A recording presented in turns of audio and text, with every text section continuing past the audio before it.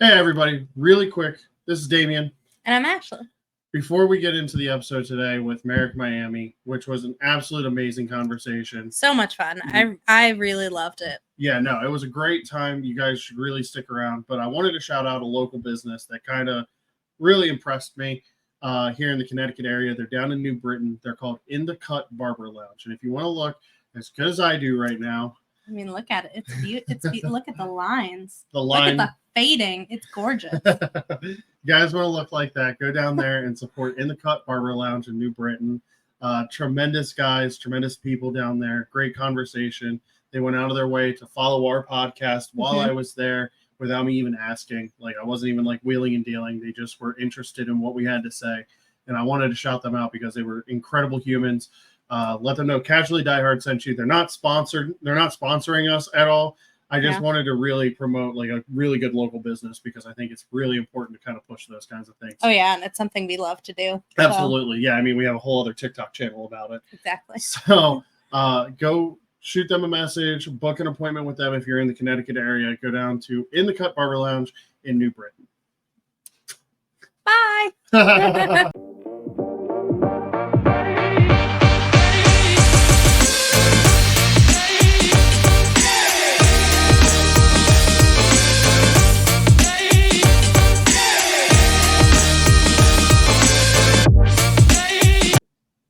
What's going on, everybody? Welcome back to another episode of Casually Die Hard. I'm Damian. And I'm Ashley. And today we are joined by one of my friends from my independent wrestling days, somebody that Ashley has just recently met. And we're very excited to talk to him because he has a lot of hobbies, a lot of interests, and a lot going on. He is the superstar. The superstar. Merrick Miami. How are you doing, bro? I am doing very well. Trying to stay warm, but very well. Yeah, Northeast is hitting a cold front right now. It's freezing. I hate it. 14 degrees outside of our house here in Connecticut currently. Yeah. And you guys are getting dumped. I think my mom said with 4 inches of snow today? Oh, nice. Yeah, about. Yeah, it was supposed to be like 1 to 3, but it's definitely more than 3 when I woke up this morning. Oh. It's still supposed to keep going past 6, so we'll see. Oh, nice. That is the worst. Snow sucks. Yeah. But independent wrestler, obviously, that's how we met. You're still going strong. Yep. How has it been the last, I think you've been in for 8 years now? Correct? Yeah, this coming July will be 9 years. Yeah. Wow. Yeah, 9 years. How has it been, number one, on your body? Because obviously everybody asks that question. But the big thing is, like, how's it been mentally for you going through starting to where you're at now? And obviously you've had a character change and everything. How have things kind of altered for you within the last 8 years to be to where you are currently? Yeah, I mean, to start off with the body, I feel great. I feel better than I ever have. That's good. And, that's probably diet and gym and, lifestyle changes that were made. But, yeah, I feel pretty good. There for a while, I think it was like the 2018 range. I had a little bit, I don't want to really call it an injury, but I wrestled a guy, him as Alan Clayball. And he gave me like a double axe handle, like to the lower back, and my lower back was just killing me for like years. And I think I finally went to the chiropractor in like 2020, early 2021. And I was just like, I couldn't take it anymore. And I was like, I got to try something. And the chiropractor was like, well, we'll find it. And he's pushing pretty firm, and she's like, does this hurt here? No. Does this hurt here? No. Hurt here? No. And then all of a sudden she was just like must have got like just that small section of where it was, and I was just like, yep, that's it. and I mean, she tore me up, but but yeah, ever since then, I haven't had that pain. I mean, it was like Good. every morning I wake up and like have to stretch, and it just pulled in that certain spot, and it was like Mhm. Yeah. all the time. But ever since I went to the chiropractor, it's been fine. But body feels great. And as far as mental and emotionally, like these last 8 years, almost nine now, pretty crazy. I mean, with anybody in the wrestling business, it's really up and Mhm. down. When you Yep. first come in, you're excited, and you'll do whatever. And I was just telling my fiance the other day, like, yeah, I was like, I was crazy when I first got in. I was like, people wanted to do ridiculous moves. I'd be the first one. Yeah, I'll take it. Like, yeah, yeah, let's do it. Like, whatever. And everybody talks about a bump card and all that stuff. Mhm. I'm not saying that I don't have one, because everybody does have a bump card, but I think that I've been pretty fortunate to not like have any like super crazy injuries, and stay healthy. But like emotionally, like it's a roller coaster. You start Mhm. out, you're excited, you're young, you want to do this, you want to do that, and then as time goes on, you might not get booked where you want to get booked, and you're like, Yep. damn. And then you see Hmm. friends get booked other places and all these opportunities, and you're like, damn, I wish that was me. And it's not like Mhm. a jealousy thing. It's just kind of like I'm happy for you, but like I could be doing that too. Like, Yep. why aren't I getting those opportunities? And if anybody is watching this now and feels that way now, and I'm sure that somebody will watch it and be feeling that way now, like I promise you, your time is coming. Like you just have to wait. My Yeah. biggest thing was, and I'm sure we'll get into it later, but my biggest thing was, everybody around me was getting to wrestle names, guys Yep. came from WWE or Ring of Honor or AEW to NXT, wherever they were, getting these opportunities to work with them. And, I was like, damn, like, when am I going to get a chance? And then when I finally did get a chance, it was like my end all be all. Like it Yep. happened that way for a reason. Hmm. Um, so definitely, it's a roller coaster ride, and not just this business is a roller coaster ride. Life in general is a roller coaster ride. Some things are Right. going to Yep. go your way and other things aren't. But at the end of the day, if you look at all the positives and then you take a look at the negatives, a lot of the positives outweigh the negatives if you have a positive mindset. So you just have Yep. to, you know, even though right now you might not be getting booked on the shows that you want to get on, at least you're working. Yep. Yeah. You you might not have the position you want at your real job, but at least you're making money. Yep. Yep. Exactly. So That's no, you it. just have to have that mindset. But yeah, the over eight, I can't believe it's almost 9 years at this point. Am I a vet? Am I a vet yet? I feel like 10 years. I feel like 10 years is like the magic mark to be a vet. Yeah. Kinda. I, Yeah. I definitely don't feel like I've been doing this for 9 years, because it's been such a roller coaster. Well, and you're younger than me too. Yeah, I'm turning 30, and you're what, well, 28 now? I'll be 27 in March. 20. Jesus Christ, you're Even younger. 26. That makes my ass feel old, man. Like, Better God bet. damn. So when you sort of talk about like not getting bookings and things like that, which I feel like is probably a lot of people's experience, do you Mine. think when you right, but like when you think of getting sort of your break, do you think it comes from like marketing or just experience, or like how do you think it's easiest or best to sort of like get yourself out there so you can sort of get those things? Yeah, I mean, obviously, like again, we'll talk about him later, so I won't mention Mm-hmm. his name yet. But Yeah. Yeah. someone Oh, that yeah. Yeah. is very big on marketing. You have to market yourself, and Yeah. whether that's going on different podcasts, or going on Facebook Live just to say, hey, what's up? This is what's going on. Like, catch me here, Mhm. catch me there, pushing Mhm. merchandise. I can't say it's for sure, your experience or your marketing. It's your experience, your marketing, your presentation, Mhm. Mhm. your drive, your motivation, your dedication. You can't really pinpoint that down on one thing, and that's just my opinion. Somebody Mhm. else might Yeah. have an opinion, but I think it's just like all of this mashed up into a little ball and rolled up, and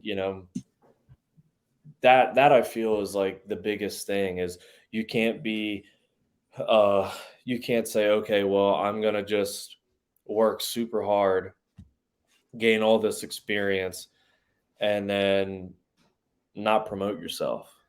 Yep. Right. And I could sit here and tell every promoter that I could talk to, hey, I wrestled this person and beat him. Okay. And Mhm. Yeah. Yeah. What are you you gonna do know Yeah. for me? what are you going to do for me? what Yep. what are you what experience are you going to provide for my promotion or my company?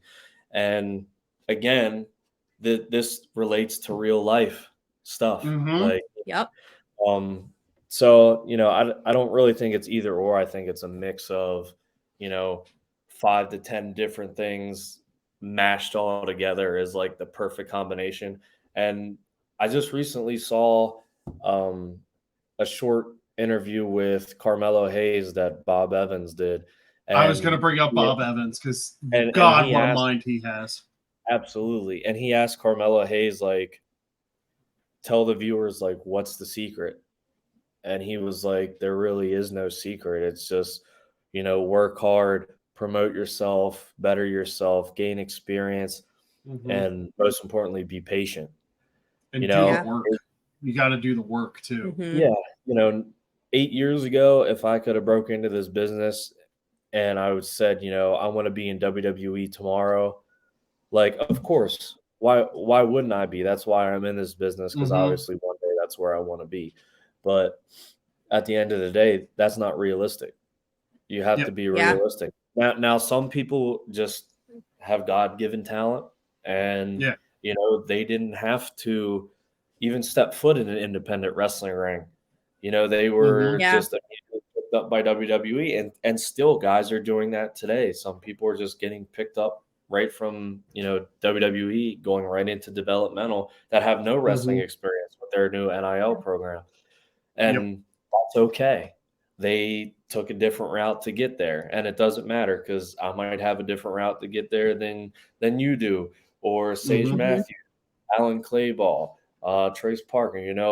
The list goes on. Everybody has their own path, and I think that's also so important. Like, follow your path, because I was so unhappy worrying about what this person was doing, what that person was doing. But once I started to follow my own path and realized I'm writing my story, not this Mhm. person or that person, ever since I started doing that, I've, like, in the wrestling business, I've had the time of my life. And it's like, I don't know why it took me so long to figure that out, but it's just been a crazy ride since then.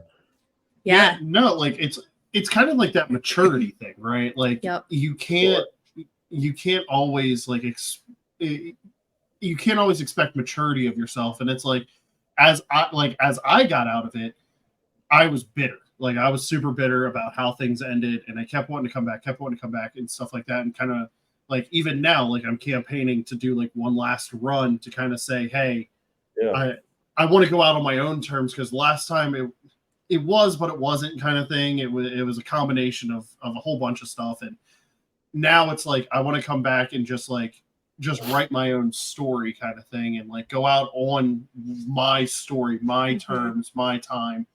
And I think that comes with like a lot of maturity of like, hey, Yeah. after a while, you can't just expect this to go your way. Mhm. Not Yep. everything's gonna go your way. Not all the bookings are gonna come your way, because they won't. Like, for me, I didn't really wrestle outside of the SWO Triple WA partnership, you know?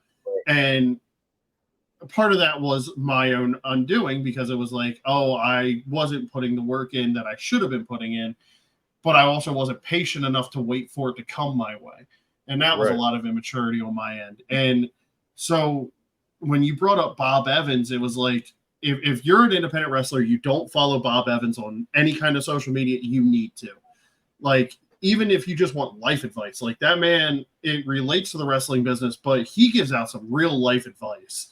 And that Carmelo Hayes interview was so good. Like, it was so smart of him to do. And it kind of piggybacks into, like, I want to start from your beginning. You and I met in Valor Pro Wrestling. You were part of a very long time ago. You were part of a tag team called the Candy Kings. Love it. Oh, what a joy.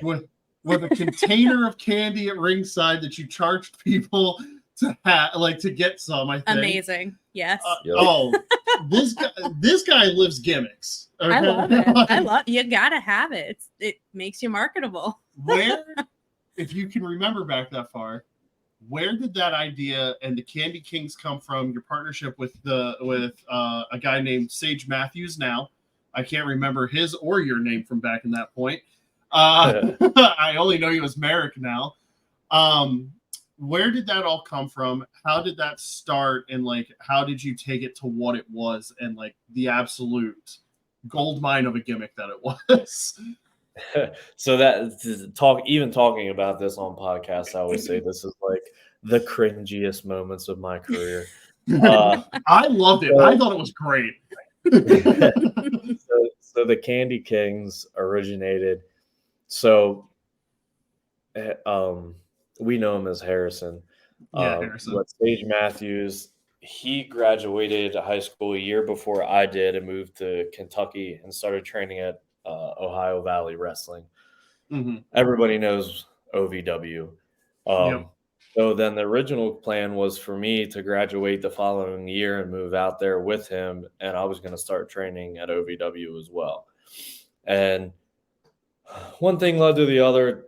It never worked out that way, and that's fine. But, you know, we were trying to figure out, we wanted to be a tag team, but we really didn't know, like, what we were going to do. Mm-hmm. And I had already, like, kind of figured out a name. I wanted to use Leo. My middle name is Leonard, so I got Leo from Leonard. And I was trying to figure out, like, different names that went with it. And I remember it now. I went back and forth, and like one of the names, like once I figured out like Leo Sweet, I really liked Leo Sweet, but I wasn't like locked in. Mm-hmm. And I remember like some of the other names, like the one that stands out to me was Cilantro, but like with E, so it was like Cilantro instead of Cilantro Sweet. And I really like that one because then I was going to change the C to an S. So like I could just do an autograph like an S kind of deal. Mm. And so I was hung up on that one for a while, but ended up never using it. And then I really like Leo Sweet. And then Sage Matthews, real name being William, he was like, oh, well, it's perfect. I can be William. And we were like, oh, that's perfect. I remember it now. We're like, so then what's our name going to be if I'm Leo Sweet and he's William?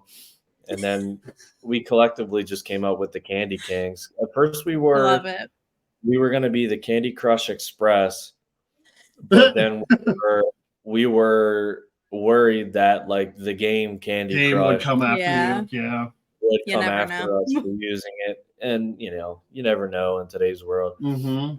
And so we ended up changing it to the Candy Kings. And then, you know, like you mentioned, like we came out with a bucket of candy, and then like we were heels. So like, you know, if we had a good guy that we were working, babyface, we'd like slam him on the candy like thumbtacks and stuff. and God bless everybody who took it, because there was a point in a promotion, I guess Lancaster Championship Wrestling forever ago, Like Oh we God, took yeah. we took a double choke slam onto our own candy, Oh, and it sucks so bad. I mean, lollipops, Smarties, like they don't feel good. Like I almost would rather land on thumbtacks than like this big bulky candy. But I don't remember like the true origin. Like I remember coming up with the names Yeah. and then coming up with the tag team name, but I don't ever remember there being anything behind it. I think the tag team name came from like our last names being Yum and Sweet, but I don't think we had any real purpose with it. I think it was mainly just like Yeah. we're breaking into the business. We're going to be a tag team. Let's do something to stand out, which we definitely stood Oh out. yeah. To this day, our one set of gear, like both of us are like, this is the greatest gear that we will ever have. Like, still to this day, tops any gear that we've had as single competitors, whether Leo Sweet to Merrick Miami or Will Young to Sage Matthews, like the best gear we have ever had. And like we both still have it in perfect mint condition. Like we'll never get rid of it. It's the best gear we ever had. Is it the blue trunks? Yeah. The bluish purple trunks with like Yeah, the Leo Sweet. I think with there's the like candy, a with like the peppermint mint, on it. yeah, the peppermint. Yes. Stuff. I Yeah, love that. Oh, yeah. it is The freaking great. sexiest gear like ever. Like nothing will ever top that gear I love it. as in my career ever. Like even if I make it in WWE, like crazy WrestleMania gear, like Hmm. nothing will ever top that gear. That gear was so good, and especially like with the fuzzy leg warmers and stuff that we used to wear. Yes. Like Amazing. it's- so many good memories, but they're also very cringy. It happens. Do you still have promo pictures of that? Because if you do, can you send that to me so we can include that in like Oh, our yeah. TikTok or something like that, Yeah, so people can I see probably the goat do. gear? Yeah. Yeah, Also, probably. quickly writing down, use candy as weapon. Yeah. Just carry candy on you at all times. Yeah, we actually the best piece of candy we ever sold is we did an entrance. I think it was at Valor with the big giant swirly lollipops, Mhm. Yeah. and we were licking them for our entrance, and then we sold them at intermission for like That was the $10. Boogeyman show. Yes. Yes. I love So it. we just had a conversation about the Boogeyman show on last week's Yeah. episode. Mhm. That was the Boogeyman show. I Yeah. remember that because you came back and you're Okay. like, you're not gonna freaking believe this. Yeah, we Listen, sold people them will buy like anything. yeah, for real. They really do. Because that was at the time I was working as a PA. I was the production assistant Okay. running all the I was watching the That's why you camera. had to buy the worms. Yeah, that's see why I it had to now. buy the see worms it. because I was the PA. So I was running entrances and watching the video to make sure it was still recording and everything like Mhm. that. And they came back and they're dying and they looked at me and they're like, "You really are not going to believe this. Yeah. We just Yeah, sold that those was- lollipops." Which, like, Yeah. I feel like if you're like a national, international, it's like, yeah, of course. But if it's like something local like that, I'm like, I'm keeping my eye Yeah. out for you at the grocery store. No, Yeah, you right. don't understand the tweens that loved them. Yeah, no, I believe it. I've been to local shows. I've seen the people. I get it. So when it comes to like creating a gimmick or a character, it sounds like you have all of the ideas. How does that happen? Like, what's your process? It's actually a very difficult process, believe it or not, for me. I mean, I am such a creative person. Everybody that knows me personally knows that. Mhm. But when it was time to come up with like a new character in Merrick Miami, and the Leo suite, it was very simple. It was okay, well, my last name's Sweet. We're gonna deal with candy. We're gonna be, Willy Wonka's love child. Like, you know what I mean? It was so easy. It was just, it just Mhm. came naturally because it was all laid out in front of us. But for Merrick Mhm. Miami, it was a totally different ball game.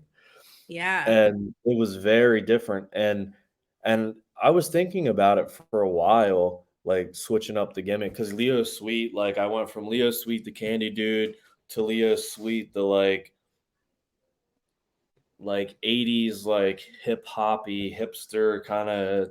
I don't even Yeah. know what it was. I really don't even know what that was like a in between time. And then I switched to like the Leo Sweet King of Sweet, like Michael Jackson esque kind of deal. Mm-hmm. And Mhm. then of course like Santana Jackson came along and Yep. the famous Moonwalk DDT came out and everybody thought it was me. But then as soon as I told everybody it wasn't me, then I had so many places like reach out to book me, and then I was like, "That's not me," and then I just never heard from Damn. them again. So I Damn. was like, Yeah. okay, well, I was like, he's like does Michael Jackson impersonating for a living Mm-hmm. in Mhm. Las Vegas or wherever it was, and I was like, I'm not even gonna compete with that, so I need to like revamp everything. So then once I got rid of the Michael Jackson stuff, I was just like the SWO Unlimited champion at the time, and I was a heel, and I had no idea what I was doing. And then COVID happened, and Mm-hmm. I said, "Well, if I'm going to reinvent myself, it's going to be now Yep. Yeah. because What better there were time? no shows running, and when everything shut down in March of 2020, I had no idea that things were going to be shut down for almost a whole year, Yeah. Yeah. and so I figured, let me rebrand and I'm going to push it as hard as I can Yep. throughout like that whole spell of, nobody's running because COVID's a thing. And it was very difficult. And even sitting at home I was furloughed off of work for 4.5 months. And Yep. all I kept thinking about was like this rebrand and reinvention. And it was very difficult because You know, I didn't know what name I was going to use. I didn't know what the character would be. Um, I wasn't happy with where I was on cards, Mm. Yeah. and I was just like, I need something that's going to make me stand out. And honestly, even since the reinvention in 2020, I really didn't feel that this was working until like 2021, obviously Okay. because of a Mm-hmm. certain match that happened. Yeah. Mhm. But since then I was like, okay, like I'm Merrick Miami now. Like Yeah. this Yeah. is who Merrick Miami is supposed to be. And certain people are taking a liking to this, the right people. Mm-hmm. And Yep. so I was like, okay.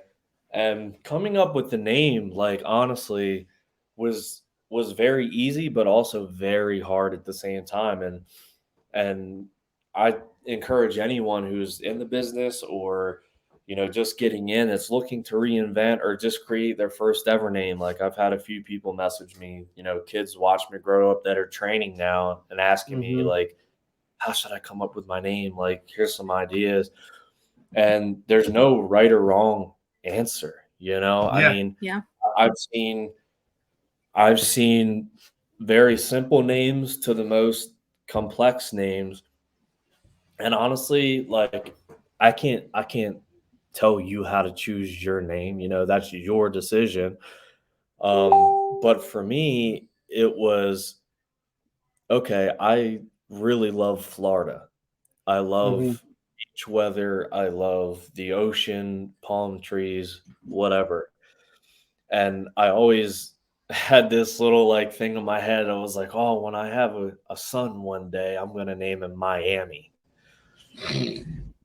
And it was like my big thing because I just love like stupid puns and stuff. But I was like, so then one day he can say welcome to Miami and like his name is Miami. So obviously I didn't name my child Miami, but uh I feel that's like your how fiance had a very strong reaction There to was be a like, veto there. yeah. no. I'm just gonna stop you right there. But so that's where Miami came from. And then Merrick, just kind of like from a past relationship, we were talking about like if a child was had then, like we really Mm-hmm. like the name Merrick. And I also did a seminar with Merrick Brave. It was like Mm. Tyler Black's old tag partner. Seth And Rollins. Oh, okay. Yeah. so, but his was Marek. Yep. And I really like the Merrick because it was different. Because you see a lot. Derek is spelled with Derek, and like Yeah. sometimes The you see different it double Rick. variations. But I also like the double Rick for Merrick. So I was like Merrick, and then it was different between like my father's last name Mercado. So it was like the original name was like Miami Mercado. Then it turned into Merrick Miami Mercado. Then someone pitched a name to be a douchebag, Mr. Merrick Miami Mercado. And like then it flipped back and forth, and then I was like, okay, then it was Merrick Mercado and whatever, and then Merrick Miami was one of them, and then I was just like, nah, it's like it's just different. Yeah. It's different because you always see like a lot of guys that will use like locations and such for like a nickname. Yeah. But I didn't want it to be a nickname. I want it to be the name. So like, oh, it's not, Merrick Miami Mercado, like Merrick Mm-hmm. Miami Mercado. Like I Yeah. was like, no, I want it to be like that's the name, Merrick Miami. And then I just like totally deleted all the other names and just to look at Merrick Miami for so long. And then once I created my first logo, it was like a Miami Vice like style kind of Yep. logo. I was like, that's it. I was like, it looks so good as a logo. I was like, I don't even want to change anything. And that was really the end of it. It was very, like I said, it was very simple, but yet very, very difficult in the sense of like everybody sees, oh, this is the name you picked, but like they don't realize like I went through like 10 other names Yeah. and took like 5 months, to really narrow it down. But yeah, I mean, like I said, I'm a very creative person, but I just like it was very hard because I already had spent, I guess at that point, 5 years being Leo Sweet, investing Mm-hmm. in Yeah. that brand and gear and merchandise and logos and everything, and to just leave all that behind. Like I have a bin of all my old gear in my garage now that I'm going to keep for one day, to look back on my career. But also like there's like $3,000 worth of like gear and merch. Wow. You know what I mean? Yeah. That's just sitting there because I rebranded. So yeah, I mean it's easy sometimes, but it's also very difficult if you don't really know like the backstory and like you actually wanted Mm-hmm. to like I feel like because I'm not gonna change now. Like that's what Yeah. I wanted. I wanted the name to be something that okay, from here on out, this is who I am. And Yeah. the only way it's gonna get changed if I get signed somewhere where I have to have a different name. Right. And even now, these days, where They're I'm not even talking making about, you do they don't that even too change much. your name sometimes. Like if you Yeah. became that, popular, they don't even change your name.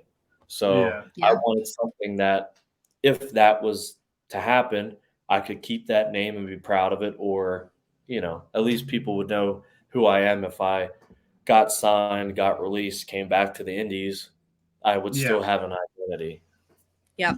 Yeah, and like the one thing too is like now you've kind of transitioned from the gimmick being the name to the name, or from the name being the gimmick to the gimmick being the name. Like Right. your name doesn't personify just your gimmick, it personifies you, and the gimmick Sure. goes with it. Right. And it allows you to reinvent yourself, because even now, like you were like, oh, I was this Miami Vice kind of guy, but now I am the superstar, and like, the egotistical heel that you are in SWO and stuff. But you were talking about complicated process of names.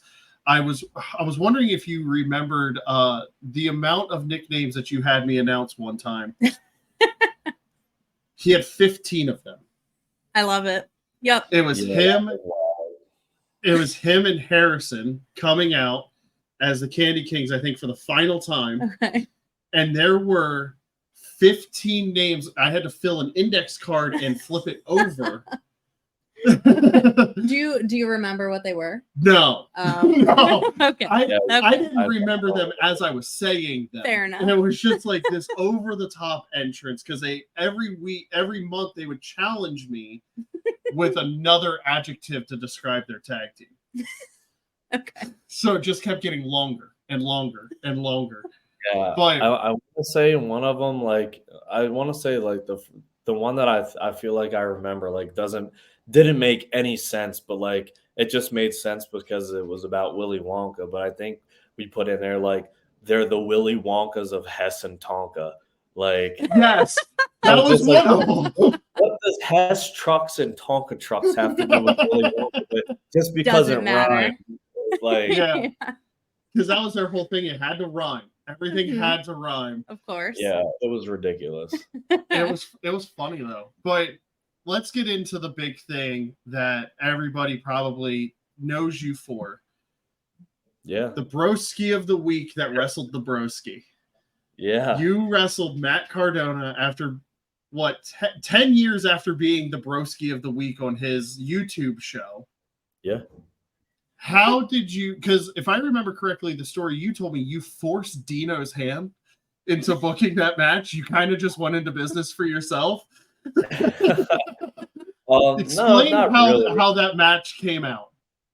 So, well, obviously, there's the vest that he wore in Mhm. that match against me. So he gave that to you. No, I bought it from him. Oh, you did? Okay. Yeah, he had it up for auction on Whatnot, and I was like, well, of course I have to have this. Like, Obviously. I mean, I probably way overpaid for it, but like that's my like 8 years of hard work in this business. Yes. Yeah. Like That's your trophy. right there. Yeah. So no, I didn't force anybody's hand in this.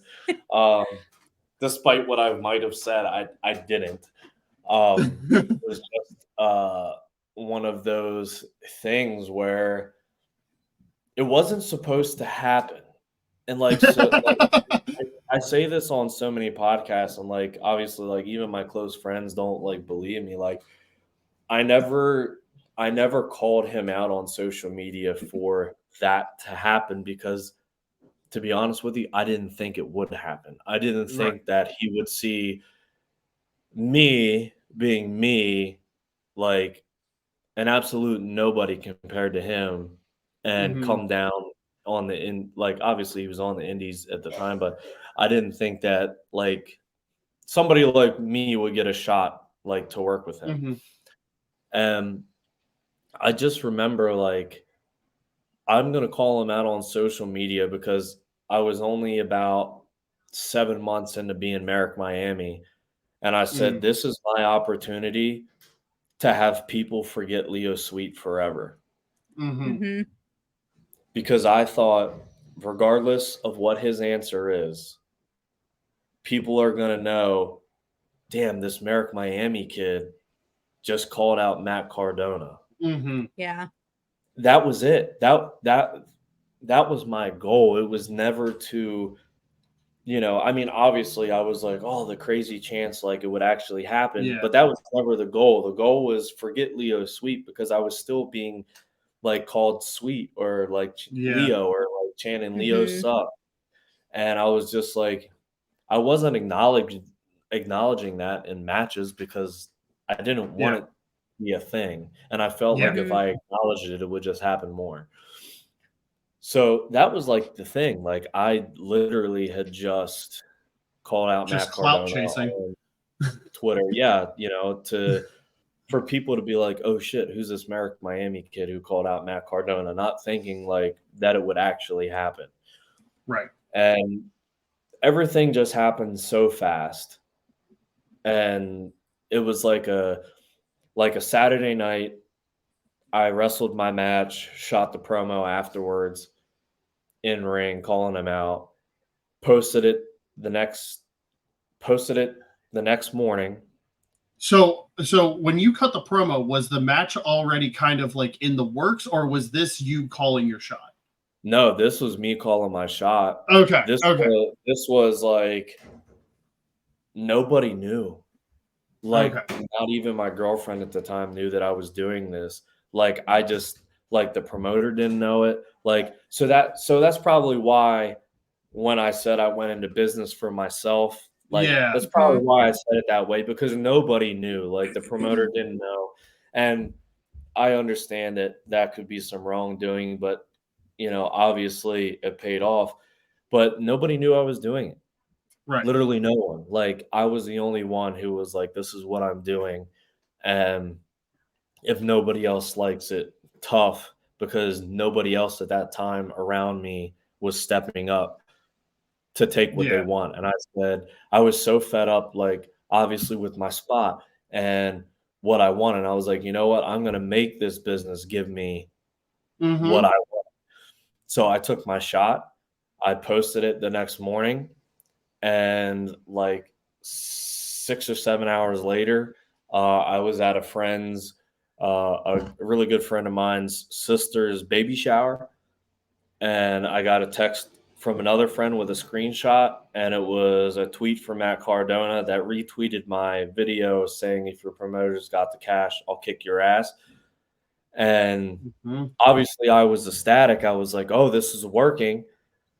And little did I know that a week later, it would be like official, Yeah. like, and it Yeah. would happen. And that was like a thing of Dino and Paul, the owners of Triple WA, like them collaborating together like within a week's time and saying like, we really haven't brought in a name in a while, and this looks like it could get some traction and some attention behind Mm-hmm. it.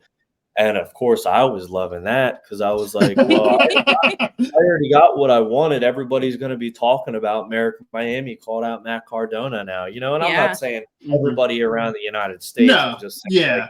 Right. everybody around our local area, and Mm-hmm. surrounding states. And, a week later, I'm having dinner and, with Dino and Paul, and, we're talking about this, and I'm being showed emails back and forth with like Matt Cardona's agent, and they were just like, yeah, like if this is what you want, like we're totally in, like we're totally in to Mm-hmm. do it. I was just like, yeah, like I was like so calm about it, because I was like such in shock. I'm like, yeah, let's do it. Like this is cool. And then like Yeah. it didn't really hit me then until like they were like, "Hey, do you want to design the poster for it?" And I was Oh, that's like, dope. "So I get to design the show poster that I get to wrestle my hero like on, like Yeah. Yeah. how awesome is that?" And then like I remember I just had so much fun, and like it's still like honestly, it's still to this day doesn't like feel like that happened. Mm-hmm. But yeah, I mean, I really didn't expect it to happen, and it was never like meant to happen. But Yeah. obviously I'm very grateful that it did. Yeah. It Uh opened up a lot of doors for you too. Like, I yeah. mean, you wrestled And I got for I, and he put me over. yeah, he Like, put you Yeah. over. Like what? you got to beat him. Like, You yeah. got to beat the king of the death match. Well, right. And the thing of that is too, like obviously like everybody knows like I was a huge Zack Ryder fan for Mm-hmm. many years, and then obviously he got released. And I think now I'm an even bigger Matt Cardona fan than I have ever been a fan of his. I mean, obviously, but you know, he was so selfless, Yeah. and you know, I've talked to people that don't like Matt at all, and She's not a Matt Cardona fan. It's Yeah. just because of that one thing. It's a one match. She watched one match of his, that Hammerstein Ballroom match that he had with. I hate it. That was awesome. I'll never. No, it wasn't. I hate when people like just come out for no reason and like completely interrupt the flow of a match, and like it was a whole thing. The Virgil and it spot. it made me so mad, where I was like, what is the point of this? I hated it so much. Yeah, but no, like I am forever the only way that I could never be in debt to Matt Cardona is if one day I make it to the WWE, I get released, and I do the same thing for a young up and comer that he did for me. That is the only way that I could ever not be in debt to Matt Cardona, because he didn't have to do that. He could have came in and said, this is how the match is going to go. I'm going to go over. Promoters would have been fine with it. And, I would have had no choice. I don't care. I got to wrestle my hero either way. So win, lose, or draw, I would have been satisfied. Satisfied. But then to have him sit there and say, no, I want to put you over. That's awesome. 13-year-old me losing my damn mind. And I guess 24 then, I guess it would have been 24-year-old me is okay, I'm about to have the biggest opportunity in my career this far. Not many people got to say they wrestled their hero. Yeah. Nope. I never will. Not many people can say, if any, obviously, if you're already in the wrestling business, it's different, but not many people can say hey, I wrestled Ric Flair. Yep. Yeah. Somebody on my level, I should say. Yeah. I don't want to say these top guys aren't wrestling their heroes, but but you're right, because my hero was the Undertaker. Right. I'll never get that moment. Right. You know what I mean? That'll never be a thing for me. So for you to get that is so huge, because it shows that the people, even now, you look at a guy like Nick Nemeth, who is coming out, that people idolize. They love Dolph Ziggler. He's next on my list. Hey, hold on. Do we want to call him out? Are you trying to call out Nick Nemeth right now? Hey, I mean, listen, I literally got kicked off the Ryder Revolution. I was always a Zack Ryder fan, but the Ryder Revolution and the Dolph Ziggler versus Zack Ryder feud, man, that's where everything changed for me. I already beat Matt Cardona. And I was scheduled to work with him again. And I'm just saying, if something would happen and there, a video gets posted calling out Nick Nemeth. I think maybe this video gonna get posted? Listen, I'm not opposed to it. I'm not opposed to it.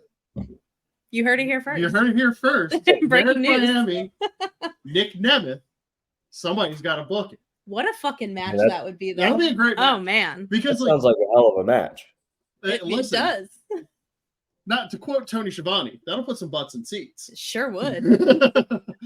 Yeah, it definitely would. I feel like maybe Matt Cardona is having a little bit of a redemption arc in my life. But so with that, obviously now you've also wrestled for Matt Cardona's the Figure Wrestling Federation. You got to wrestle for his, I don't want to say promotion, but it is his promotion. Sure. How did that come about? Did he just kind of reach out to you? Did you kind of shoot your shot at him, saying, hey, I'd love to work again with work for you or something along those lines? How did that kind of come about? Yeah. So, I mean, the night that I wrestled him, obviously, he filmed for his vlog, and he filmed a piece of it in his car on the way to the airport, and was just talking about our match, how he's not, this isn't his honky tonk man run. I'm sure you've heard him say it a million times. Yeah. But, and just said, because the upcoming FWF at that time was FWF Live 3. And he had mentioned, I might have to book you for that. And I didn't hear anything, but I did reach out and I just said, hey, like, do you need help with setup? Like, whatever you want. Like, offer the service. I'm there. And he was like, oh, I appreciate it, but like, we'll be set up from the night before because I guess Creative Pro had a show the night before, so everything would be set up. But, okay, no problem, whatever. But then for like FWF Live 4, I remember just like getting a DM from him saying like, hey, we have an open spot on the card. Do you want it? And I was like, hell yeah, I want it. Like I'm there. And that was such a good time too. Like FWF, such a blast. Guys like Maven, Maven pulled me to the side and had a conversation with me about my promo that I did for FWF. And, Maven is another guy that's just like very underrated, like such a good human being. And, which by the way, Maven has a great YouTube series out right now. I was just about to bring that up. Kind of like, everybody's like saying it's kind of controversial because like, the old time vets are like, oh, he's revealing the secrets of the biz and blah, blah, blah, blah, blah. But like the secrets are out, guys. Yeah. The secrets are There's not really any secrets. There's no secrets anymore. Been out for like 20 years now. Yeah. The only secret that we want the answer to that we haven't gotten yet is how the hell did they gimmick that ring for when Brock and Big Show broke it? I just need to know how that happened. But yeah, man, and like FWF Live 4, I mean, that was my first experience with FWF Live, and it was nothing short of amazing.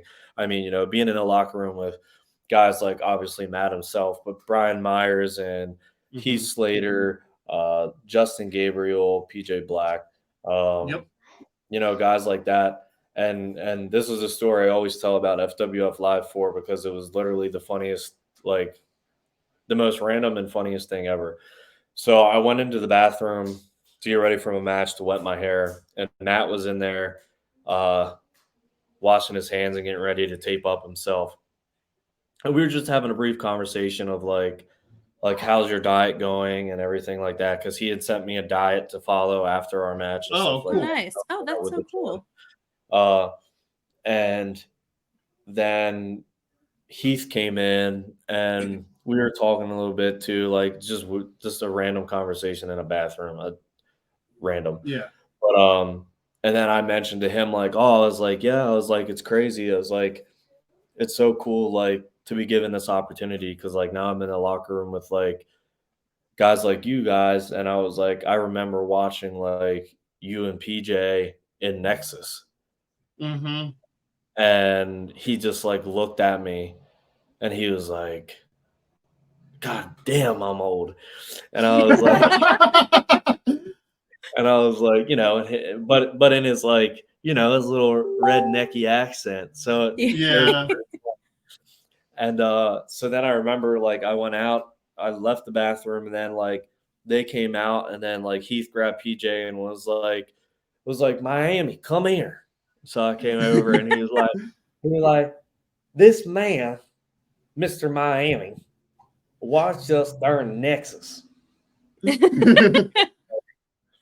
And then we just like, it was so cool because then I got to have a conversation with Heath Slater, Justin Gabriel, PJ Black about Nexus.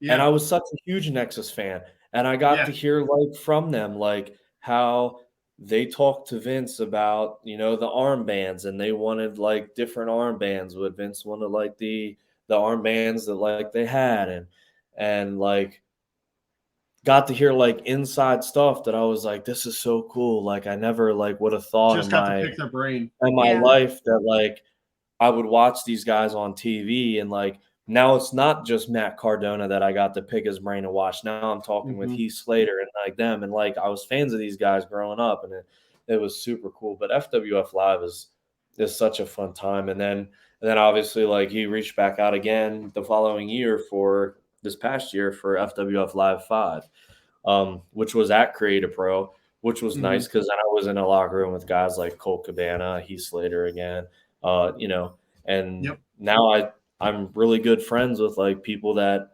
I never thought that I would ever even cross paths with. And it's very it's humbling for sure. But it's very, I guess surreal is the word I'm looking for. It's just like 10-year-old me and like 13-year-old me and like all these chunks of my life, like I'm starting to be in the locker room with these guys now more and more, and it's just like blows my mind of like, okay, I really do love this as much as I thought I did when I was a kid, and I really wanted to do this as much as I wanted to when I was a kid, and it's paying off. And you know, while I can sit here and say like, you know, I do put my best foot forward and, you know, bust my ass and try, but like if it wasn't for guys like Matt Cardona and coming in and working me and then elevating me on social media for months after that, without when he didn't have to at all, had a million other projects going on, but yet still had time to tweet like, oh, this Merrick Miami kid has potential, and tweet all this content, and then mention me on podcasts, and you know, I mean, he even mentioned me recently on Chris Van Vliet, and I was just like, oh, really? Wow. The stuff that like I would never imagine that I would be like my name attached to, like, is super cool. And again, totally selfless, doesn't have to do that, has a million other people he could talk about, but yet he mentions me. Like, that to me is just like so like vindicating of like Merrick Miami, like this was it, like this was the name, and this goes back to that, you know, this was the name, this is what I wanted. And you know, you know, as much as they helped me, I also made sure that when I didn't have help, that this name still represented the brand that I'm trying to push and promote in Merrick Miami, because Merrick Miami in a total is a brand. But you know, it that whole situation, like from Wrestling Mat to FWF, like is such a big deal. And I'm not really sure when the next FWF is. I want to say I heard that I heard Matt say recently on Sam Roberts' podcast, I believe it was, that they were discontinuing FWF for the time being. But I'm not sure if that was like a recent like thing, or if that was like before like 4 and 5 have happened, or before 5 happened. I'm not sure, but regardless, even if it is the like FWF is over, I was very fortunate and blessed and lucky enough to be a part of 2 of them. And again, to, you know, have my hero's approval enough to like be on his shows, like to me, like in my wildest dreams, like I would have never ever guessed. Right. Yeah, and I love that whole story so much, because it really shows what you can get when you really just put your faith in yourself, and you're like, I'm going to put myself out there, and I'm going to do this for me, and whether something comes from it or not, like it's kind of for you. And then so much amazing stuff came out of it. I really love that. Yeah, no, it's cool, because it not only just like we were talking about before, not just with wrestling, but with life. It makes it's like inspiring, because it's like you just have to have that patience. You just have to have that motivation. And at the end of the day, things do work out. No matter what it is, things work out for a reason. And now you got to wrestle your hero. You're building this brand that is becoming such a big mainstay, especially in the PA scene. Like, I see you're constantly booked somewhere. Whether it's SWO, it's Valor, you know, but the more that people hear the name, especially from Matt, which, like, again, the selflessness of him, the more they're going to be like, oh, I heard about this kid. It's something. Let me go back, and it's like you can get a random booking in Oklahoma because of it. You know, like things like that happen. And so I guess my question coming out of that is, do you like? What are your goals for 2024? I don't know. Okay. Yeah. This is like the first year that I don't know. My goal in 2021, I released my list, and my number one goal was to wrestle Matt Cardona. And in 2021, I completed that goal and wrestled and defeated Matt Cardona. Keep pushing Last that. Oh yeah, last, you Keep got pushing him. that one. last year's goal was to be seen and noticed by Impact Wrestling. I had an opportunity to do so, but the opportunity turned out to be something that it wasn't. Okay. So that didn't happen. But obviously now I have a 3-week-old child. Mm-hmm. Yes, congratulations, Congrats, by the way. Thank you. So as far as wrestling's concerned, I really don't know, because I really haven't had time to think about like what is the goal for this year. But if I had to come up with one on the spot, it would definitely be get in better shape than I already am. Work as much as possible as I can. You know, and just basically improve like the branding. Like soon I'm going to have my own website coming out. I've been working really hard on. Love So it. instead There of you a go. pro wrestling tee store or anything, like I'm going to have all kinds of like exclusive merch and trading cards and all kinds of stuff on my Oh, website that you can nice. buy directly from me. So there won't be any third parties. Like it'll just be like directly to me. I will be shipping everything out, so everything that is bought like will be in my hands for like the fans that are like, did this really come from him? Like, yes, it will. Yeah. Like, I will literally package it and send it out myself. Love that.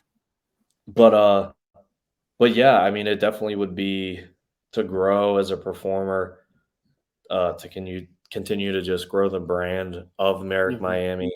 I really like to like step up my marketing too as well. I have some really fun merchandise ideas for this year that Okay. I I hope they don't flop, because they are pretty interesting and cool. But if they do flop, it happens. Yeah. Um, but yeah, so I'm excited to see what this year brings, because this year is it feels different already. And It does. Yeah. Like and as a whole. wrestling in general, like this year, literally we're what, 19 days into the year, and the wrestling industry has literally exploded Yep. in 19 days. Yeah. Yeah. I And mean, you there's got. still 300 some days left of this year. Like I cannot imagine what the end of this year, like what the state of professional wrestling from the smallest level to the highest level is going to look like. I mean, Yeah. CM Punk is back in WWE. Okada's Like, leaving New who would Japan. have Mhm. who would have ever I like know. Yeah. ever thought that would like happen? And I'm just excited to see. I think this year is going to be that year where, yes, I am going to strive to do this and do that, but I think this is the year I'm going to go with the flow and go along Yeah. for the ride and enjoy it. Because I think that every promotion this year is going to step their game up, Yep. and I agree with I that think 100%. that this year is just going to be a crazy year for professional wrestling. But like I said, if I had to mention, it would just be strive to become a better performer, as I always do. Yeah. Yeah. I mean, we also have a challenge to Nick Nemeth. Of course. You So know, like, that could be the goal. It that could, that yeah. could be the goal. But yeah, like you were saying about the wrestling industry, like it has been so topsy turvy this year. Yeah. So far, like Okada left New Japan, Nick Nemeth is in Impact TNA, like TN, and yeah. doing indies, and Mustafa Ali is on a world tour, and Yeah. he's going to New Japan and doing Yeah, I love GCW that. shows, Mhm. and like It's like I cannot wait to see more from him. Yeah. I'm so excited for that. Like I think as a whole, this year has a lot to offer for wrestling, but outside of wrestling, you also have a whole bunch of other hobbies, and one of them is reptiles. How the hell did you get into like the snake breeding business? Like, how the hell did that come about, dude? So I mean, I've always been a curious kid, and I've always loved like, wildlife. Um, and I've always liked reptiles, and for the longest time, I love snakes as a kid, but like if they were behind glass or if they were like Yeah. over there. Yeah. And but then I guess it was 2019, I was introduced to Brian Barczyk, who unfortunately has just passed away earlier this week from pancreatic cancer. RIP Brian. But he was running like a daily vlog on YouTube, and he owns a reptile zoo in Michigan. Okay. And like watching his videos like made me feel more comfortable with reptiles and handling them, and they're not these scary animals that are out to get you. And Right. Yeah. his channel showed a lot of like education and like just showing the beauty of these animals and like the calmness of them. And I always wanted a pet snake, but I was always terrified, like, because like I said, if it's behind, when I was a kid, if it's behind glass, cool. Like if it's over there, cool. I'm not gonna go near it.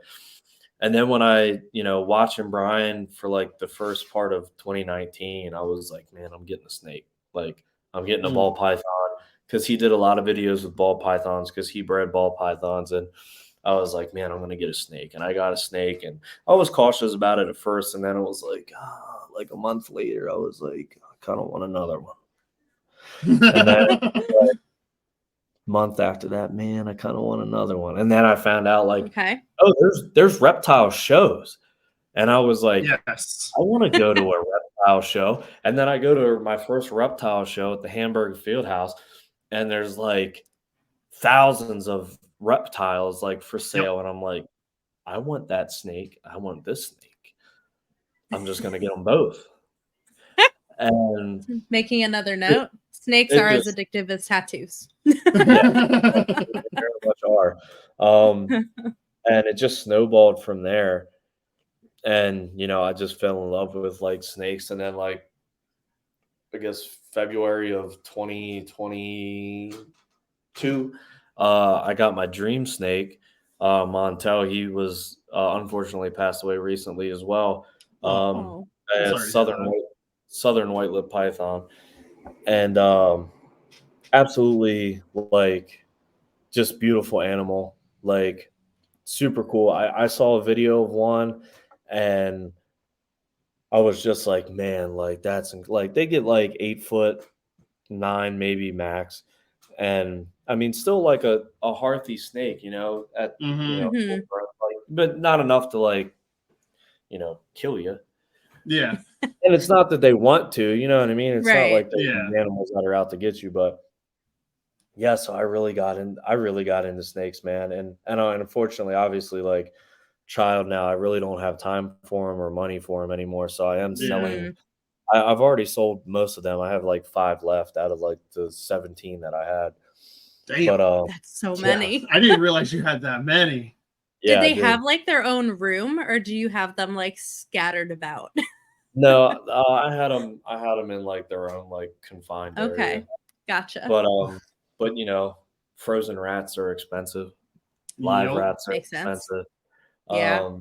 And eventually it just got to the point where I was like, I can't keep doing this. And obviously, child now, not a good idea.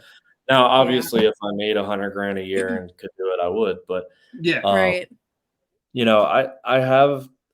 I've had aspirations of like opening like a reptile store in the Hanover area, because like there really is no like there's pet stores, but not like specific like reptile store. Yeah. And I had a friend that I went to high school with, and he's into snakes as well. And we talked about like going into business with each other and maybe opening a reptile store. And that might still be in the cards. I don't know. Right. But obviously, like as an ambitious person, like I really want wrestling to work out for me, but I also really want like my personal goals to work out for me and like stuff to work out to support my family. So it's a very like hard line of like which one's gonna be first and like, you know, whatever. But Bro, you are preaching to the choir there. Yeah. Yeah, no, it's a hard balance. It is. It really is. But yeah, and it's hard because I don't want to necessarily put all my eggs in one basket. Mm-hmm. Yeah. But you know, at this point, like I absolutely love my animals. Like I hope that they go to like great homes where people are either gonna, you know, breed them or, you know, they're gonna keep them as a pet where they're gonna love them just as much as I did, you know. I hope that they don't I hope they don't go to a home where like somebody has them for like 5 months and they're like the hell with this snake and they don't feed it and it dies, or they just let it out, it dies out in the cold or something, you know. But yeah, like Brian Barczyk, like he really got me into reptiles. Like I've always been into them, but like he like solidified, like, no, I want reptiles. I want to have them all. And maybe one day I will get back into snakes, you know, and maybe I will own my dream snake again, like another one, or, you know, maybe I will own, you know, ball pythons again. I don't know. You're not keeping any of them? No, I'm gonna sell all of them. And one of them really kills me too, because one of them that I just bred or that I just hatched last year or the year before is a world's first. So it's the only one, like according to like the Morph Market database, like it's the only one. Wow. Interesting. I didn't know you had such a rare snake on your hands. That's really cool. Yeah, it's like it's the all gene animal. So it has all the genes from the father and all the genes from the mother. And this is a discussion for another time because I don't feel like explaining that at all. But like mom has like had 2 genes, dad had 2 genes, but then this hatchling has all 4 genes. And like the easiest way to describe it in a very short amount of time is if you have vanilla ice cream and you put mint flavoring in it, now you have mint ice cream. Mint vanilla ice cream. But if you add chocolate chips, now you have mint chocolate chip. Yeah. And then if you add sprinkles, then you have mint chocolate chip sprinkle ice cream. Right. So just picture this snake being all the gene animal, like full gene animal. It's an absolutely beautiful snake. And it was like, that clutch was 9. It was 8. It was 8 eggs. One didn't make it. So it was only 7 eggs, but it was like a 1 in however many combinations there is between all of them, like a 1 in 68 chance that like the all gene animal would like be a thing. And like there's a database, Morph Market, so like you can go in and see like all these combinations and see if there has ever been one like, and there might have been, but it was never logged. You know what I mean? Right. Yeah. And a lot of breeders use it religiously. So I feel like if it was a thing, like and was bred before, like they would have logged it, but it never was. And I just remember cutting the eggs open because you can let them hatch on their own, but sometimes it's easier to cut them open like on day 65 because sometimes their little like egg tooth doesn't work right and they can't get out, and then obviously they drown. But anyway, I remember cutting the egg and like I cut them at work because I was keeping my snakes at work, and like everybody was around me while I was cutting them because they were like, "Oh, this is cool. We want to see." And I just remember saying out loud, like, "This doesn't make sense," because I was looking at like the snake and the egg, and I was like, based off the color of it and everything, I was just like, okay, like it could have this gene and that gene, but like it wouldn't look like this. And I was like, just Right. like just a weird mystery snake. And I was like, well, the only thing that I can think of is if either one of these parents had a gene in it that wasn't visible that I didn't know about, or like this is the world's first. And you don't really Yeah. know until like they hatch out, because obviously nobody's ever seen it before because Right. it doesn't exist. So in my head, I was like, oh my God, this got to be the world's first. So I sent it to a few different friends of mine in the reptile community, and they were like, no, like it definitely is like the all gene animal.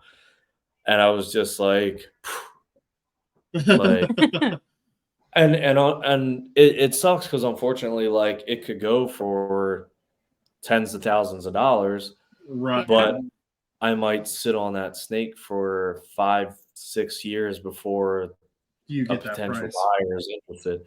Right. So I am going to sell it, not for tens of thousands of dollars, but for a At least very something. generous. Yeah. Yeah. And That's really cool. That is actually kind of cool. Yeah. yeah, and I've been thinking about like potentially trying to keep that one just because Yeah. I hatched Yeah. it. It's a world first and nobody else. Because in my head, like if I keep it, then one day I can, and it's a female too, which makes it more valuable. Okay. If I kept her and then I bred her, then I could What else potentially could you get go more. down? Yeah. Yeah. Yeah. I mean, not to Go say that rabbit I hole. would get, not to say that I would get more all gene animals, because like snake genes don't work that way. Right. Mm. But like if I bred her to the same kind of snake that was the father, or the mother, It well, increases the chances. it increases the chances of like that combination happening again. So, Interesting. I never yes, actually even thought about like that kind of shit. Me either. No, this is like that's what I said. That's a conversation for another time, because it's like it's a lengthy like to explain it. But snake genes like it took me like probably like 2 years to figure it out, but it's pretty cool once you actually sit down and like figure it out. yeah. That is actually kind of cool. It is. Yeah, no, like there's a TikTok account I follow. I can't remember what it's called. But they like do snake breeding, and I always like watch them hatch the little eggs and things like that. But it's just like I never thought about it in that way. Yeah. Yeah, very cool. Well, man, to wrap this up, thank you so much for coming on. You have been an absolute amazing guest. Thank you for educating us about snakes. I loved it. Yeah, I did too. It was great. But everybody, you see the links on your screen. Go follow Merrick Miami. Check out his match with Matt Cardona. It is on your YouTube channel, correct? Yep. Okay. Yep. Check out the match and music video as well if you don't want to sit there for like a 25-minute match. But you should. You should. Mhm. Yeah, Do it. Check out all of his links. Buy a t-shirt from prowrestlingtees.com/diamond merch. Stay tuned for the website because it seems like that's imminent. Yeah. And we will definitely share that when we'll share that when it comes live. out as well. So but other than that, dude, you've been awesome. Thank you so much. Yeah, thanks for having me on. It was a blast. Yeah, anytime. So for Merrick Miami, I'm Damian. And I'm Ashley. And this has been Casually Die Hard. Bye. Bye.